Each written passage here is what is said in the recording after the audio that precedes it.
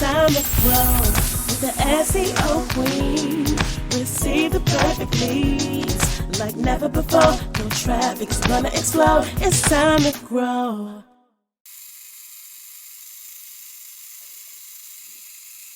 Welcome to Jazz and Tech Lounge with Lady V, a podcast about the secrets to success in music, technology, and business on Bashani Radio, iHeartRadio, and iTunes. Bashani Radio, always talking about everything from New York City. You can listen to the Jazz and Tech Lounge with Lady Z on any mobile phone or tablet device. The Jazz and Tech Lounge with Lady Z, where we explore tech and enjoy the music and learn the secrets to success in music, technology, and business. Please follow us online at www.ladyvhe.com and on all social networks at ladyvhe. Please pull out your phones if you're listening to this on your smartphone and get out of the Bashani Radio app and follow us on Instagram now. It's not a problem. You can actually hear the audio at the same time. It multitask in the background. So thank you so much, and follow me on Instagram at ladyvhe. So you are in for a treat today, you guys. You're in for a treat. My next guest is an entrepreneur. She has her entourage, her crew, and they are in business together, empowering people around money. Now, it has been said that the love of money is the root of all evil. But when you have money and it's used wisely and correctly, it can really be a resource that can help yourself, your family, and your community. And so here to give us the proper perspective on money, and also fellow Connected Women of Influence member, we have Crys Noell. How are you today? I'm doing great. Thanks for having me on your show, Z. Awesome. I'm so glad you are here to join us, especially at this time in our economy and history. So before we went into this recording, you mentioned to me that your company was started in 2008. Yes, it started in 2008. I had actually been laid off 3 times, HR assistant and accounting assistant. So when you're stuck up against the wall and you're looking for creativity, a lot of us start seeing in ways we can give back to the community. So this is what we did. We launched TNT to challenge the conversation around money and to really build a bridge for entrepreneurs and small businesses on how to save their money in times of crises so that they could support the team and the staff that they wanted to retain and keep employed. Wow, that's awesome. One of my friends, I heard, he works for Tiffany's. And one thing he posted is that the company is able to furlough all employees up to a year because they've saved so much money. And, when I saw that, I was just like, wow, how do you get to that point, as an entrepreneur? So I would love to hear your thoughts and some case studies on, your experience in empowering entrepreneurs to get through a crisis and prepare for a crisis financially. Yeah, there's a lot of things to go into that. I guess the biggest question we would have back is, what are entrepreneurs and small businesses doing currently? And then what do their personal finances look like? Because on the micro is how we are on the macro. So that's typically what we do. What are your current habits? What are your current tendencies? And then let's work on those to change the direction and trajectory of your company. So some small tidbits that we could absolutely share that you could start working on is that every time you have a deposit come in of income, you immediately filter it to other accounts, savings accounts, payroll accounts, profit accounts, and then you don't ever touch that money. So when something like this happens, you have that cushion to fall back on. Stop using credit cards for things. Even though the points are great, when you operate in a credit type system, there's always a chance that you're not going to be able to pay those bills. So cash is king, as we all like to, cash is queen, whatever the saying you want to say. So operating in a cash basis. So those are a couple of tips that we give to the businesses that we work with. Yeah, I have to to be honest, one thing that bothers me about the crisis that we're going through right now with the whole coronavirus and the contracting, or people like to say collapse of our economy, I think that's a little bit, collapse is a little bit of hyperbole, but the contraction of the economy, I think it's finding people over leveraged, and it's also encouraging some business owners to get these SBA loans. And, me as a business owner, I'm only interested in grants. I don't need more loans, more money I have to pay back. And that really doesn't make sense to get a loan when, there's less customers and the unemployment rate is going up and we're facing, just the GDP going down. I mean, it just does not seem prudent to get a loan at this moment in time. So what are your thoughts about that? Oh, there's so many. Where do we even begin? Always heavily caution against loans, just like you said. Accruing more debt kind of solves the short-term problem, not the long-term problem. It's like kicking the can down the road, right? And since these loans are so new, we're not quite sure what's forgivable, how you dot your I's, how you cross your T's for all of this to make sure it will be forgiven down the line. So 100% grants are great. I think, too, the thing we're really pushing with a lot of the business partners that we serve, we call our clients business partners because we're in their soul of their business. So they're more like partners versus clients or customers. Right. We're really pushing our business partners to do is see ways they can pivot their business to remain relevant in this economy. Because even coming out of the coronavirus and the economy, things are going to change. And that is the beautiful thing about entrepreneurs is that they see needs and they fill them. So we're really taking this time with our business partners to say, find an avenue that you've thought about, but you've never actually tried, and be brave in that space, because that's actually what our people and our communities need right now. It's something that was building. You can try now because everything's up for grabs right now. Right. So that is what we're really doing. Find a new revenue source, because there are still things that people need right now that they're willing to pay money for. Right. That won't put you in debt. Right. So I think that's a really powerful point. Me as, the owner of the SEO Queen, I've had to pivot in the past when, people weren't really buying SEO projects as much.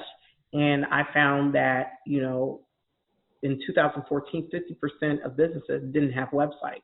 So I ended up pivoting around 2016 to include website design. And now my biggest project to date has been a website design project. So I think that's really powerful. I think one thing that this whole crisis has made me think about is the fact that it's okay to pivot. It's okay to change up or tweak your business model. That's one of the reasons why we're entrepreneurs, because we have that freedom to shift on a dime. We don't have this massive organization that we have to try to shift. So in saying that, one thing that I'm going to be offering is more products that are even related to SEO. Why? Because there's a need, there's a demand, and I can do it, and I can get the inventory. So I'm going to be pushing face masks out. You can go to SEOqueen.net and buy a washable, stylish face mask. So that's going to be coming very soon. So for everyone who needs one. And if you put some glitter and sparkles on it, I'm all in. I'll support you. Well, you know what? I'm working with my designer, who is my aunt, who happens to live right next door to me. And so we talked about getting the blinged out ones, because we both concluded, face masks they're a piece of the global fashion wardrobe now. It's like shoes, like socks. A face mask is here to stay at this point. I don't think after this, people are going to stop wearing face masks.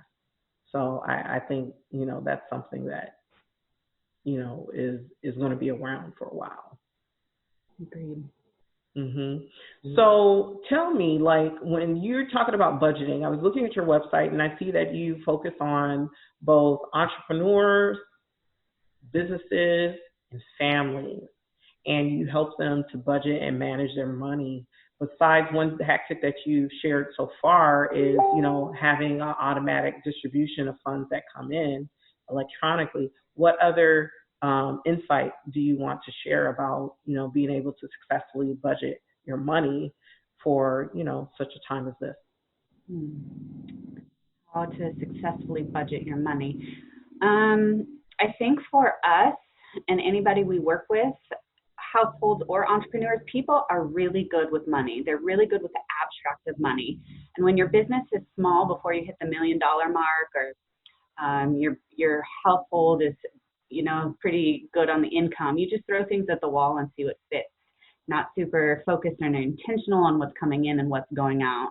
Mm-hmm. And so I think the biggest tip there is software, things like QuickBooks and all of that online, it's still reactive accounting. So getting in front of it and be proactive with your budget. So we have in our workshops, they're week by week, and you can forecast all the way out through the year. You can do a financial forecast that if you're going to get a raise, or if you're switching jobs and maybe you're going to take a pay cut, and how that flows all through your income and your expenses. So I think that's really probably the most powerful thing we would recommend is forecasting your money, not living in the now, but forecasting through the year and week by week, because there's so much magic in numbers that when you sit down and you see what it is, it gives you more freedom. It's not restrictive. It gives you freedom and awareness of what you are capable of and then what you actually want to do. So you can go all in on that. And I think it's just beautiful when you have the awareness of your money. Right. So what is your advice to those entrepreneurs who haven't been able to establish that predictable income monthly, and they still are in the pre 5-year space, and they're trying to get to predictable money so that they can feel comfortable, sticking to a budget? What is your advice about that? Since, you probably went through that phase to a certain extent when you launched your company, right? Not having the predictable income. I think for entrepreneurs, that's always unpredictability is the name of the game with entrepreneurs. We are always chasing the next big thing. The biggest tips would love to give is the toilet paper entrepreneur, which is really fitting right now. It's a lot about being scrappy, and that's who we are as entrepreneurs. We can make magic happen with very little resources. So even as we're going through all of this, believing in yourselves and your inspiration that you can do a lot of things with very little resources. The people around you who support you, they support your vision and your dream. And you would be surprised when you lean in with them how much they're still willing to help you build whatever you're doing, because they believe in that mission too. It aligns with their mission. So I think that would be the biggest thing, is that we all get comfortable with money. And then when we get it taken away, there's this weird moment. And then we remember there's a lot we can do without money. Absolutely. So what challenges do you see that people have when it comes to money, and what do you recommend that they can do to get into a stronger position? So people are scared of money. They're scared to talk about money, either having too much or having too little, or hiding behind either one of those mediums. So what we really like to do is challenge the conversation around money. That start talking about it with your friends. Start talking about what it looks like. Start talking about the enormous amount of debt you might carry, or how you might foreclose on your home, or how you can only afford the food that you can afford and the budget you have to work with. I think once we start doing that and collaboration and community start to form around that, it removes so much fear, so much shame, so much embarrassment, that you get to let it go and just say, fine, I only have $25 to work with this week for my food. What are the ideas out there? What can I do? Right. Oh, I only have $1,200 to make payroll this week. Let me talk about this with my team and see what that's going to look like for all of us. And maybe they have ideas that then they can pour into the company where we can make more money. When we collaborate, it's just people want to be part of the solution, and transparency really helps with all of that.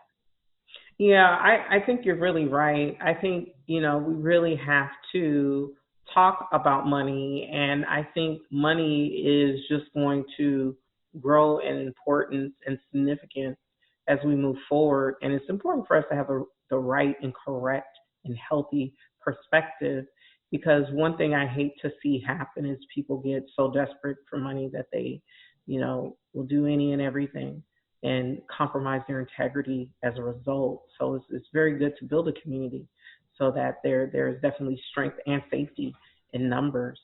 So I read a book on strategic partnerships that speaks to that. So what other tips do you have when it comes to a healthy relationship with money? Ooh, other tips. You're really pulling from my brain right now. Other tips besides talking about it, putting it on paper, and then I think it's being consistent with it. Mm-hmm. Yes, it is hard. It is hard to be broke. When we launched TNT, we were broke. And even when we had our first child, we were on WIC. We were on government assistance. I know what it's like to be broke and to not know where your next meal is coming from and to be eating peanut butter and jelly sandwiches and top ramen. I think, again, there's consistency. If you say, fine, for this month, we are only eating peanut butter sandwiches because at the end of the month, we're going to have $100 extra that we can then put into savings. And that $100 then turns into 100 more, and then to 1,000, and then to 100,000. It's doable in these little itty bitty increments. Right. So I think that would be it. Stop looking at the big picture. Just focus on the small, consistent gains you can have. Right.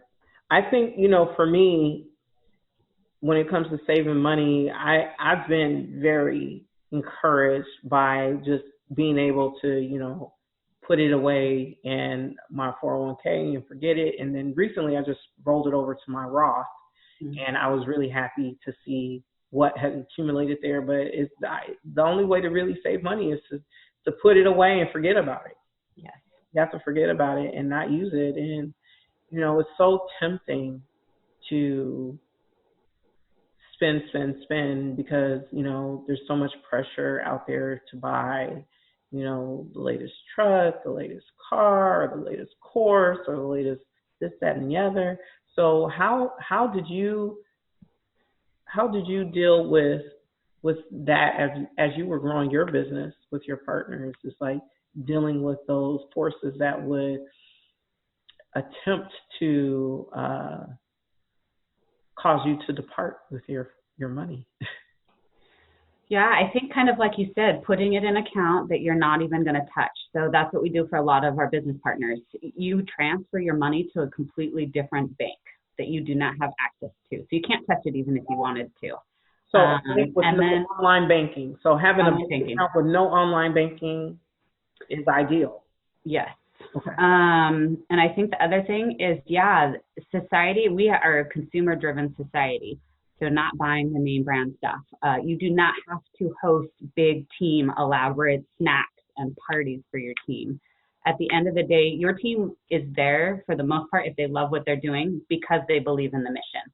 Yes, there are people that are there for the paycheck because they are living paycheck to paycheck, and that is the zone that they're in. So I want to pay a lot of attention to them as well, because there are people like that this isn't a luxury. They do not get to switch jobs on a whim because they have so many responsibilities bearing down on them. So for them, the tip would probably be proud of where you are then. Be proud of what you're doing. Find one small thing that you love in this paycheck to paycheck job that you're doing and grow from there. Buy the cheapo food stuff. You do not have to show up big for your team because they would rather have the money in their pockets than whatever big stuff you're providing for them. Right. That makes a lot of sense. I definitely, that resonates with me. So how can people connect with you and your company, TNT Consulting? How could you connect with us? Well, we're online. So if you want to stay in the social area, we're on Facebook, we're on Instagram. Just search for TNT, the dynamite, because we like to say we come into businesses and we shake them up a little bit. So it's Dynamite. You can find us online. We do offer a free 30-minute consult with whatever your business is going through. We'll point you in the right direction. So yeah, if you want to stay on that, we also have a landline that you can give us a call on, or a cell phone you can text us with. So however you want to reach out to us, we're available for you. Okay, that's awesome. So I wanted to know Like, why are people so reluctant to talk about money? Why is there so much shame around, not having enough money, having too much money, not, can you explain that? I know you've talked to so many people about money. What have you heard over the years? Ooh, what have we heard? So over the years, people are embarrassed. They want to think that they have provided a secure space for those that are working for them. And so they don't really want to admit that they are outside of their comfort zone, that they keep taking out loans to make payroll. They don't want to talk about it. And I think there's, when we don't talk about it, we don't have to admit that the issue is really with us. We don't have to fix the problem. And looking within is always kind of hard to do. You deflect outside of you instead of reflecting, okay, well, I'm the owner, my leadership rests here. What am I actually doing? Right. So I think that's a lot of reason why. And I think for personal finances, the reason we don't talk about it is keeping up with the Joneses. Like, we want to look like we are living a luxurious lifestyle, and transparency even online. You can fake people out and pretend you're on vacations you're not on, and people just like to pretend. Wow. I'm just amazed at, I've talked to some friends about money issues, and some of my friends have said, I don't talk about money at all with any of my friends. I think that's offensive. And, I disagree. I think talking about money is very important. I think it's very important. So moving past this coronavirus crisis, what do you envision are things that people can do to move themselves into a stronger position financially?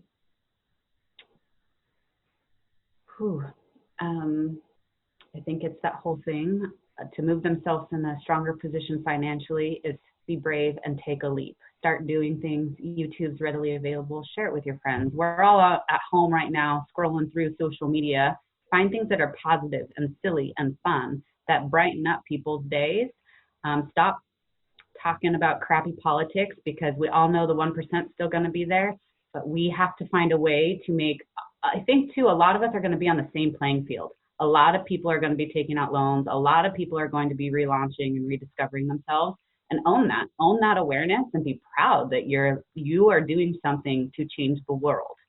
So I really think that's going to be what it is, that we stop deflecting and blaming everybody else for the situation we're in, and light our own light and shine with it. Yeah. So very abstract. I know that's very abstract. I don't have like anything except sign up for our workshops and put your money in your budget worksheet so you can figure out what you have. Like, yeah, but that is powerful, because a lot of people, their mindset is just not what you would think. When I went to the grocery store, and I just saw another picture today of this scenario, is when I went to the grocery store, and I was kind of concerned. I'm like, am I going to be able to get what I need out of the store? And I walk in the produce section, and I see the prices of red onions did not go up, it went down. And so we have a society where people want that quick fix, the easy out. And, when it comes to food, it manifests, as you said, on the micro level, like what people are choosing to eat. So, I choose to eat my veggies. I choose to eat my spinach because I want it to grow strong. And I think, talking about money and budgeting, doing those sheets, that's your eating your spinach. You have to, write it down and get a view. So my other question to you is, after a person sits down and writes out their budget and they have, setbacks, how do you deal with the setbacks and the frustration of not reaching your revenue goals, and how do you adjust your budget in real time? Ooh, we like to say that's a marathon, kind of like you plant a seed of the tree today to see what happens years as the tree blooms. That is what learning how to budget looks like. It is a marathon. It is slow going to change your habits and consistencies. So when you have wins, let's say you're even able to put $2 into the savings account, we celebrate that win versus the fact that you went out to eat more than you had budgeted for. So we focus on the wins, and then next month you look at, or the next week, you're like, okay, I learned from that mistake. This week I'm not going to make the same thing.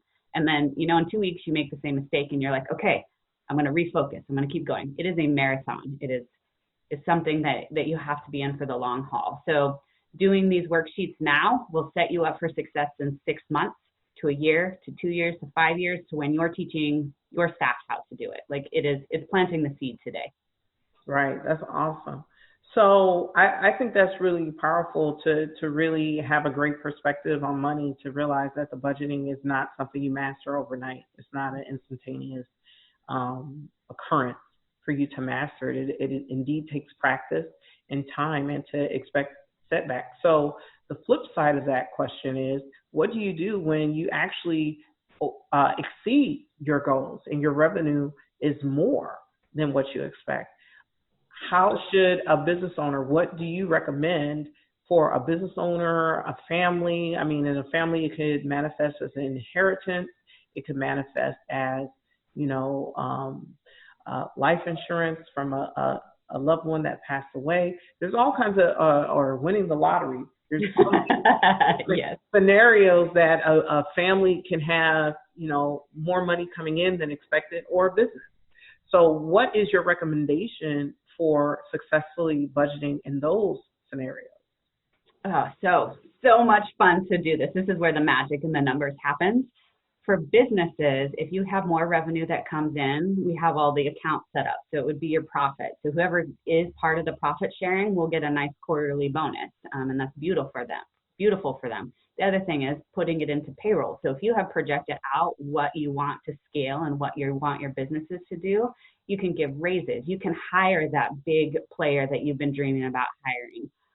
You can move into offices where you're busting at the seams and you need to move spaces. There's so many places to put that money that if you are budgeting correctly, you have planned for in your 90 days, year plan, 100-year plan.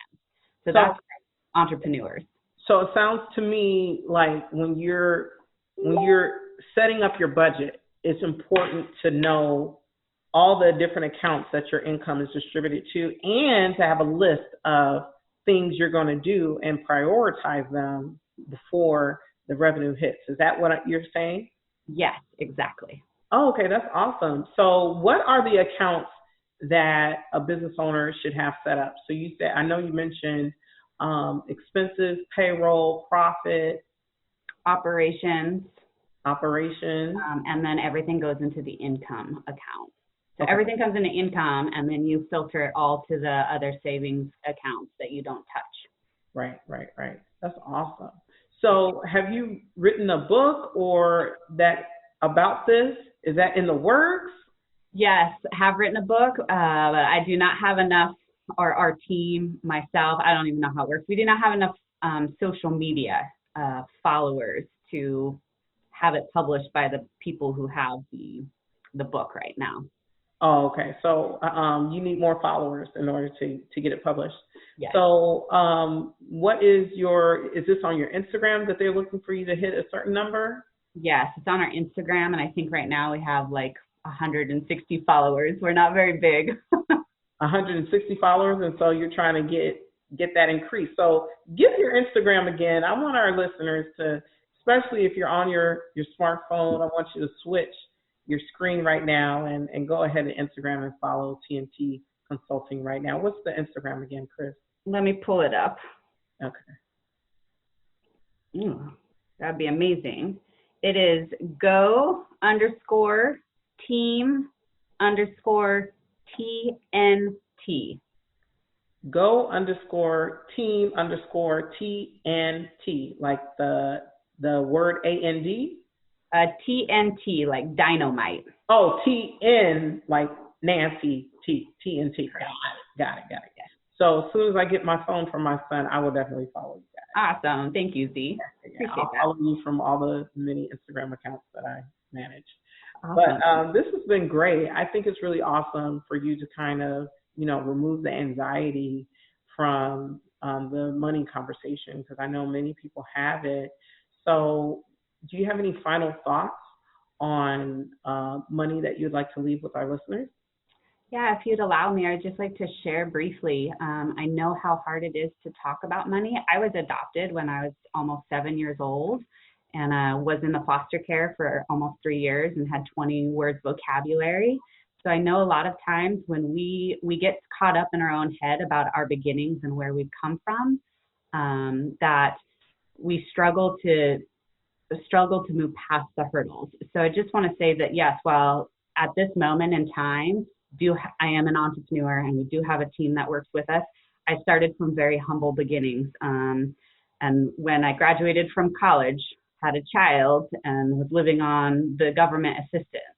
So I just want to say that, yes, there are things that happen to us in life, and how we decide to show up to them and how we decide to move past them is the deciding factor. So just hope that gives you a little bit of courage with whatever you're working on, finances or the brilliance of social media or whatever's happening right now, that will give you a little bit of courage to move past the roadblocks that are blocking you in your own head. Right. That's amazing. That's great. What a powerful story. You know, not all of us are blessed to have a family that loves us. And, you know, sometimes, you know, we get caught up in all kinds of challenges, whether it's adoption or, you know, just a string of bad relationships. I can relate to that. But God is good nonetheless. Yeah. You know, I definitely believe in the provision and grace of God. And it's just awesome for you to come on here and talk with us about money and how we can definitely, as entrepreneurs, as just regular people, get our money right and on point. And so thank you so much. And if people want to download your worksheets, your budgeting worksheets, they're available on your website. And can you give us your website one more time? Yes, it is www.tntdynamite.com. Excellent. Thank you so much. Thank you. The Jasmine Tech Lounge with Lady Z, and it has been a pleasure chatting with you about money.